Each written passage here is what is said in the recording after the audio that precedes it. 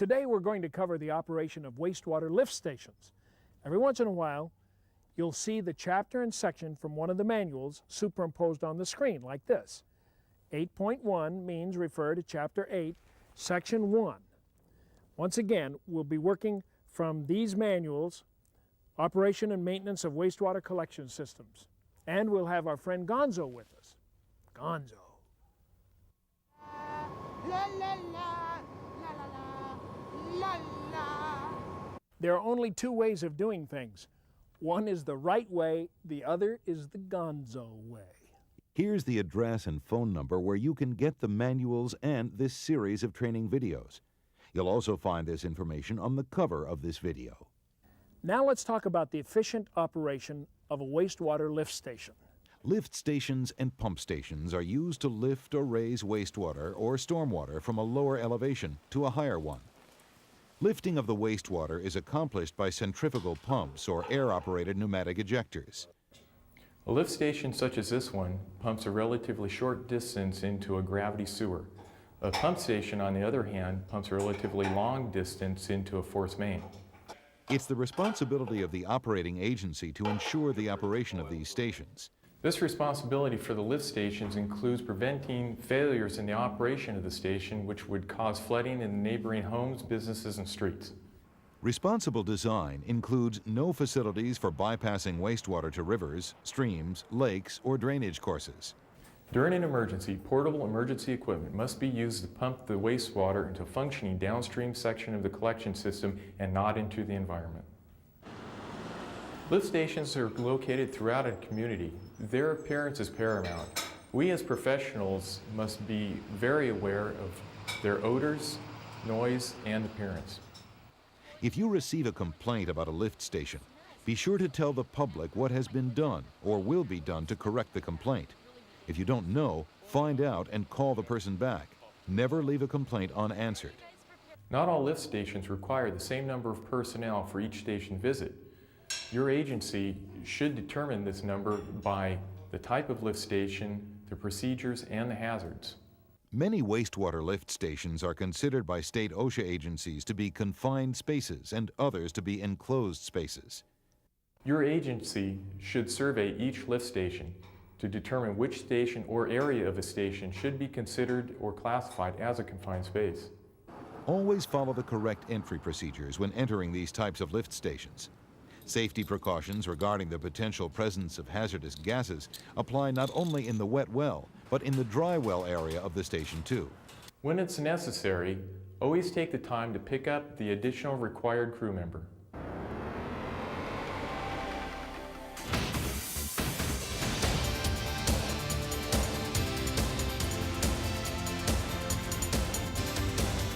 Because there are many factors involved, it would be impossible to suggest how often to visit and inspect your lift stations. Frequency of lift station visits depends on the number of stations in the community, the type of wastewater being conveyed, the potential damage resulting from flooding the station, the condition of equipment, and the alarm telemetry system. The design of the facility and the equipment installed are also factors. How well you follow your preventative maintenance program will also determine the need and frequency of visits. Of course, the number of available employees also plays a part in the number of visits to the facility. Many operating agencies make daily visits to their stations because that's what they've always done and because that's what some other communities do. The truth is, the experience of other agencies is not the best experience to base your lift station visits on. So where do you get your answers? Your answer is in your own records. How many station failures are found each day? What functions were performed at each lift station that kept the station operating? How many actual hours of work are performed during each visit? What is the critical period of time if the station does fail? You'll need the records on the number of station failures, failure of level sensing or other control equipment, flooded wet wells, plugged pump impellers or pipelines, overheated and tripped out motor thermals, sump pump off and sumps or dry wells flooded, air pump, stuck or blocked check valve, pump control systems not functioning, failure of lift station telemetry system, ventilation fans not working. What is the critical period of time if the station does fail? When this critical time is determined, it tells the station crew how long they have to respond to an alarm condition before backup flooding or overflow will occur. When I want to alert people to an alarm, I just do.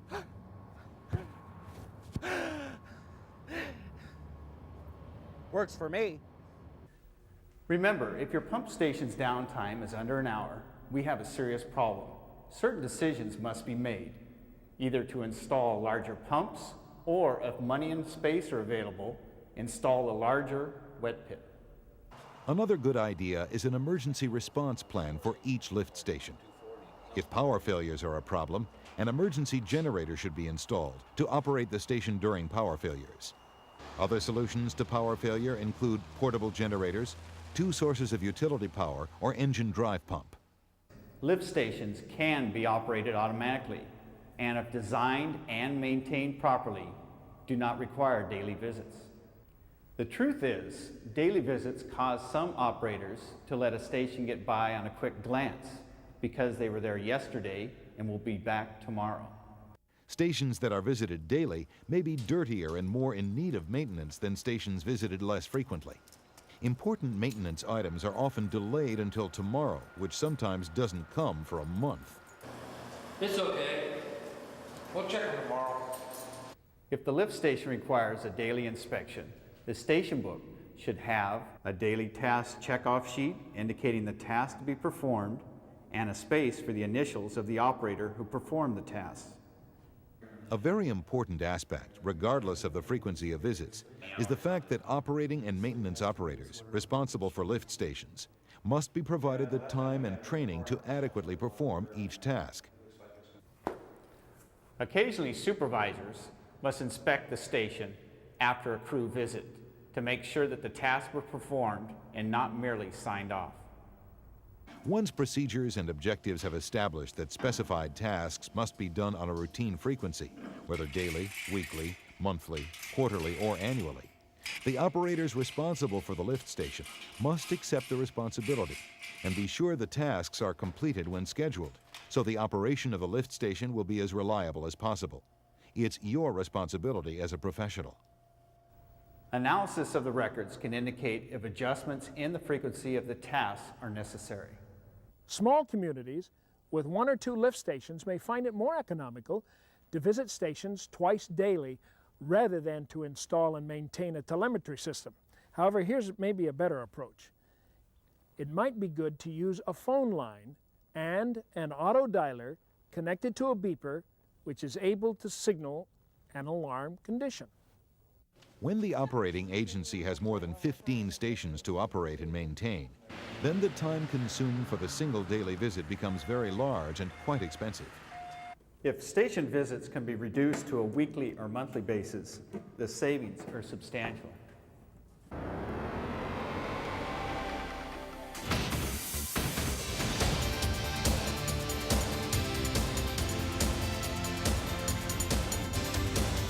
Let's review briefly.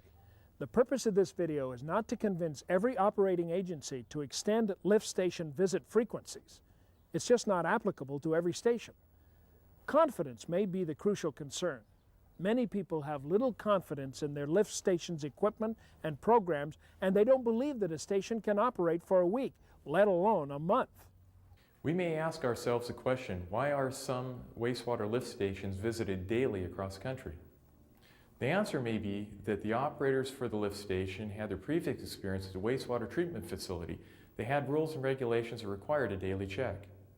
Fortunately, most small lift stations are not as complex and can be designed and maintained in a manner that allows the station to perform its functions automatically and without daily visits. The following are the requirements that must be met to permit limited visits to lift stations of once a week to once a month. Equipment lubrication reservoirs must be large enough to hold lubricant supplies to meet the needs between visits to the station. And telemetry of the station is also required. These guys with their little wimpy grease guns, when I lubricate, I need a lot of lubrication. Most lift stations constructed today have a telemetry system that monitors for a high water alarm. Usually other items may be sensed and alarmed on the same high water alarm signal. For example, water level in sump pump pit of dry well, power failure, air compressor failure, telemetry failure, pump motor failure, lift pump check valves, inside temperature, and alarms indicating break-in. On a lift station with auxiliary equipment, the following items may be telemetered: water supply pressure, chlorine leaks, low chlorine pressure, high temperature of motors and engines, and standby generator operation. With the recent advances in solid-state electronic equipment, telemetered monitoring and supervisory control systems have become much more commonplace in collection systems. These systems utilize an electronic interface device that transmits alarms and monitoring information over radio signals and telephone lines. Information is received at a central location. This could be a dispatch center in the community that's always in service. Examples are the public safety office or the utility company's dispatcher, if there is one, or a telemetry system that activates a pager directly to a standby person for immediate response. A simple system may be nothing more than an annunciator board that signals the type of alarm and the station. More sophisticated microcomputers are now frequently used. They perform logging functions of such information as date, time, and nature of alarm. In some systems, the computer automatically pulls the status of the lift stations in a predetermined sequence. If an alarm occurs, the computer can be programmed to automatically dial a pre-programmed number to a collection system operator and relay a message over the phone. SCADA is used for monitoring lift station alarms, flow monitoring, rainfall information, and river quality monitoring information. Analog or digital inputs are fed into a remote terminal unit, which is in fact a microprocessor located inside of the lift station. Although this is a fairly sophisticated system, the complexity is determined by the size and needs of the agency. Alarm? Alarm! No, Gonzo's not here right now. I'm not sure when he'll be back. Uh-huh. You're welcome. Generally, the graphic information available to the dispatcher when a lift station alarm occurs includes lift station number, flow meter number, time, date, alarm acknowledge indicator, power failure, transmission line failure, station power failure, standby generator running, high wet well, high dry well, pump 1 failure or pump 2 failure, and site security. Additional information that can be pulled up on the station are critical utility phone numbers, who's on standby, daily log entries, comments that may have been put in there by an operator earlier in the week. He may have had a problem. Operator response and action taken by the dispatcher. Virtually any type of alarm telemetry system improves the options available to the collection system operator when assigning personnel and equipment resources, particularly during emergency situations. Events such as rain, snow, blizzards, wind, hurricane, tornadoes, power outages can all place a great strain on any wastewater collection system.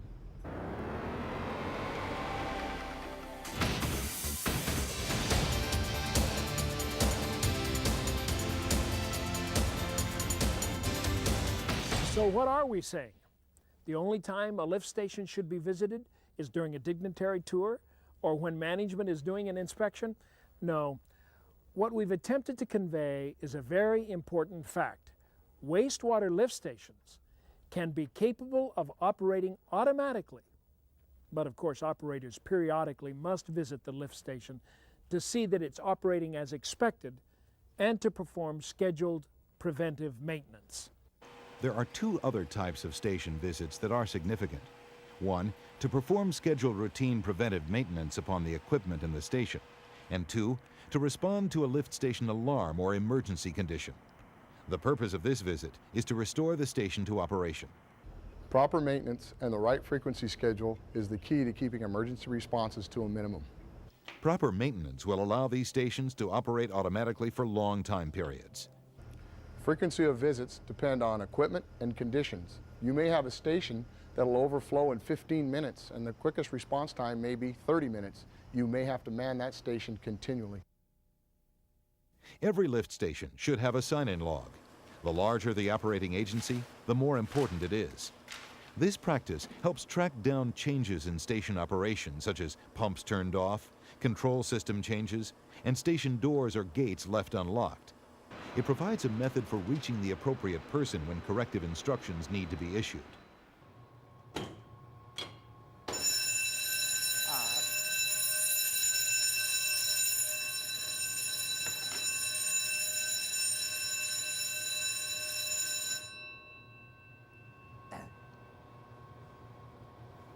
Sign-in log sheet produces a higher reliability as a person is going to feel more responsible as their name will be signed in the logbook.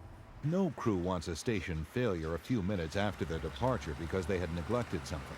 The station sign-in book is kept on a shelf or in a cabinet with the station book. As an operator, it is very important that if you're the last person to sign in the log sheet, that you make sure that the log sheet is returned to headquarters and put in the permanent record so that any future problems that come up, people can look back. New sign-in sheets are kept in the station as part of the preventive maintenance schedule. These sheets should be numbered in advance to help flag missing pages. In some agencies, the logbooks are maintained at the station for an entire year. The problem with this approach is that the agency's management may not see these logs, and as a result, may not be kept informed of station problems and conditions. The station book is a loose leaf binder so that information can be easily kept up to date. So this one goes here, and if this goes here, if I could, that one there. The lift station book should contain the following information: station identification number, map showing important facilities, station description, safety instructions, equipment data sheets, emergency conditions and the action to be taken when an emergency occurs, and the station preventive maintenance schedule. The critical time until homes or streets are flooded must be included. If an auxiliary power generator is not standard equipment at the station, the procedures for obtaining a generator should be located in the station book. Also included are procedures to electrically isolate the lift station and to connect a portable generator.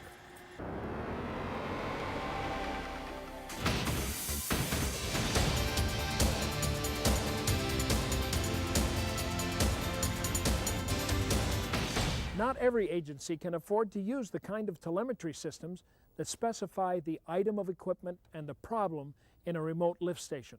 However, many agencies use alarm systems simply to indicate that the lift station needs to be visited.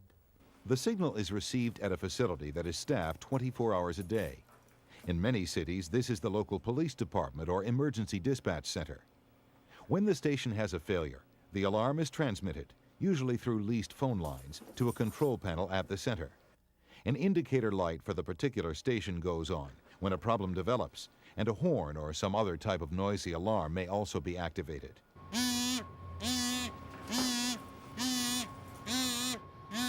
When trouble is indicated by phone or radio, the dispatcher notifies the operator on duty of the station identification number.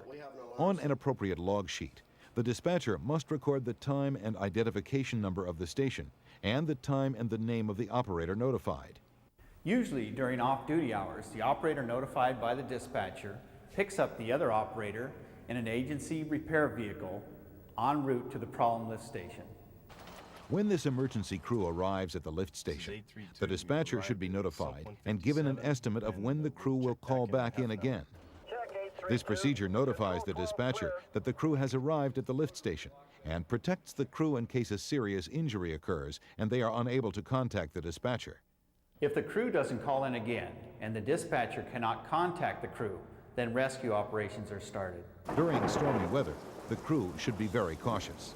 Fallen power lines across the chain link fence could cause electrocution to personnel trying to open the gate. To locate the cause of an alarm, the emergency crew should inspect the station's power supply. If a lack of power supply to the station is the problem, contact the control center dispatcher by radio to notify the power company to restore power to the station. Dispatcher should determine estimated time of arrival of power company crew and then notify the field crew. Since lift stations are essential to a community's welfare, power companies place a high priority on restoring power. The next thing to inspect during a station alarm is whether there is open access to the dry well side of the station. Measure the atmosphere in the lift station and work areas for sufficient oxygen and the presence of explosive and toxic gases. If during the test of the station atmosphere the gas detection meter indicates an adverse condition, the crew must leave the station dry well and ventilate the dry well area with a portable blower. Continue to test the atmosphere in the station until the ventilation fan has been running for at least 30 minutes. Here's a reminder. OSHA requires 16 air changes before entering a confined space, and to do that, varying amounts of time will be required depending on the blower size and space being ventilated. If the station must be entered to correct a serious problem, additional help must be requested. You will also need a safety harness and self-contained breathing equipment for re-entry to the station under hazardous conditions. All applicable confined space entry procedures must be followed in these situations.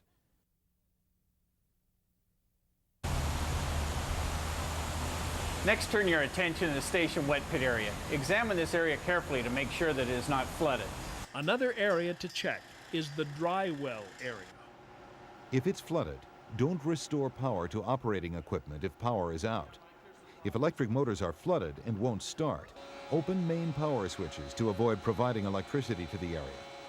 If you're not qualified to operate or perform checks on electrical systems, don't do it. Request help in setting up emergency pumping equipment. Locate and repair the leak to the dry pit. Pump the water out of the dry pit with portable pumps. Conduct electrical megar checks on electrical circuits and motors. A Mager check will help you determine whether electrical circuits or motors can be operated or need to be repaired. A Mager is an instrument used to check electrical resistance on motors, feeders, bus bar systems, branch feeder wiring, and grounds. Next in the station alarm inspection procedure is inspection of the control panel and the power center. If the dry well area is not flooded and equipment looks normal, in other words, there are no broken pump shafts, no pump shafts rotating backwards, and the valves are closed and seated, then return to the motor control center and power panel. In some stations, full power can be restored to all operating equipment at one time. In other cases, especially where large pumps are used, full power should be restored one unit at a time. In any case, follow the standard operating procedure for that particular station. The station book should describe the proper starting sequence for all of the station equipment. Here's a suggested starting sequence.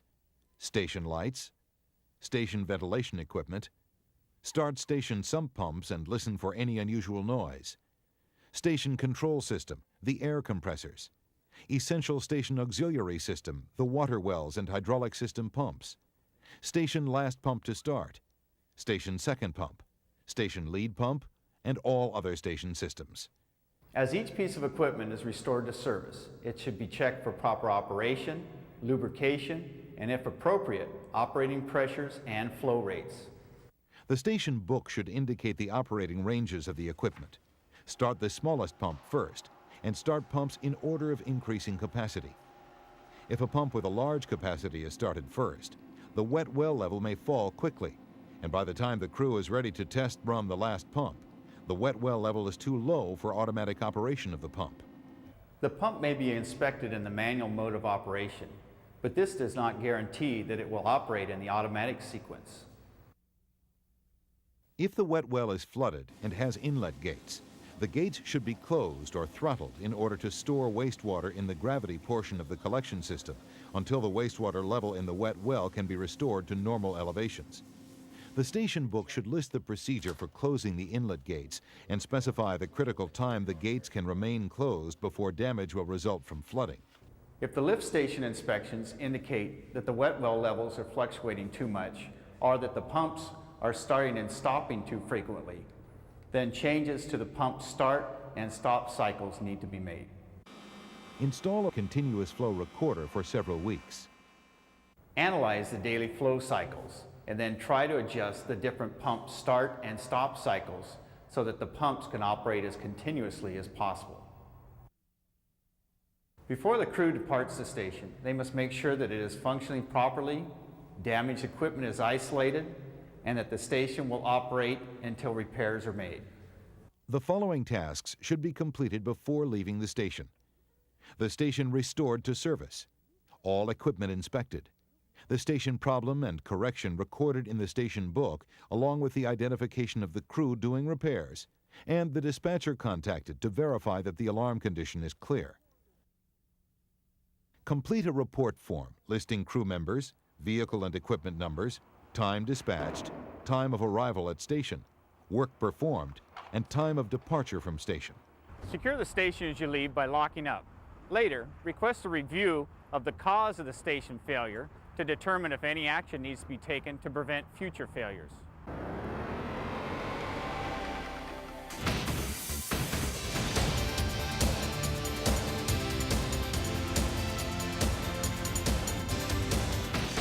Records are an important part of a lift station operation and maintenance program.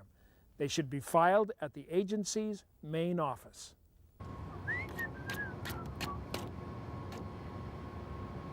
Filing records.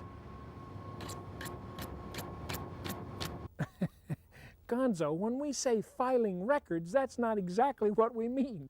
Taking the records with you from the lift station to the agency is the only way the records will be useful to supervisors or managers.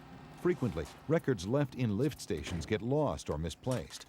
Active records, those of the current year, should be kept in the office copy of the station book. This procedure keeps all information at one source. Today, some agencies are keeping records on computer disks and using laptop computers to make it easy to update and transport the records. Periodically, the records from the station book should be removed and placed in the permanent records for the station. This method keeps the station book at the office from becoming too bulky and keeps only pertinent data in the book for the station's operation and maintenance programs. The records kept on each lift station should include the costs of operating and maintaining the facility. By keeping accurate cost records, these costs for operating and maintaining the station provide the information needed to prepare next year's annual budget. Cost data on a lift station may be kept in the office of a supervisor where the supervisor is expected to maintain up-to-date records, or the information may be recorded on forms supplied by the agency's accounting division. In many cases, the use of a computer can help simplify the entire record-keeping process. The equipment and preventive maintenance schedule for tasks to be performed on a monthly, quarterly, semi-annual, and annual basis must be properly identified. When this work has been completed, the operators need to sign the appropriate forms and place them in the station book. The unscheduled report form should show the type of work, why the work was done, and the costs associated with it, labor, material, and equipment. Drawings need to reflect all modifications made to the station or force main. All drawings and plans must be kept up to date to facilitate future work and to evaluate station performance. It's especially important to have a written report detailing any unusual conditions or repairs made to the lift station. These reports should indicate how repairs were made, time required, unusual conditions encountered, special equipment or materials needed, or additional maintenance scheduling required in case the job needs special attention or must be repeated in the future. The nature of our work is that it is repeated. Often the work we perform has been previously done by someone else. That is why it is imperative that you keep up-to-date records. Important operational data includes flow records, equipment lapsed time meter readings, chlorination rates, and other operating data that may be required by your agency. I hope this video has stimulated your thinking regarding the operation and maintenance of wastewater lift stations. Our experience has shown that proper design and maintenance are the key to lift station reliability. Lift stations can effectively operate themselves if properly designed and given the care they need. Gonzo, lift stations are important, aren't they? Absolutely, they're essential. I mean, without lift stations, skiing would be no fun at all. How else would you get to the top? Of course, lodges are important too. I mean, you need a place where they can put a cast on your leg, you know, when you fall. Not that I've done that, but I've heard. You heard it first, right here. We'll see you next time.